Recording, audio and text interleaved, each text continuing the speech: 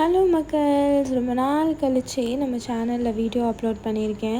நிறைய டேஸ் பிஸியாக போனதால் என்னால் எந்த வீடியோவுமே அப்லோட் பண்ண முடியல. நிறைய வீடியோஸ் எடிட் பண்ணி வச்சுருந்தேன், பட் வாய்ஸ் ஓவர் கொடுக்கறதுக்கு டைம் இல்லை.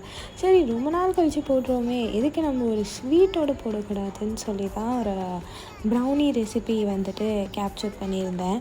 திடீர்னு ஒரு ப்ரௌனி கிரேவிங்ஸ் இருந்தது.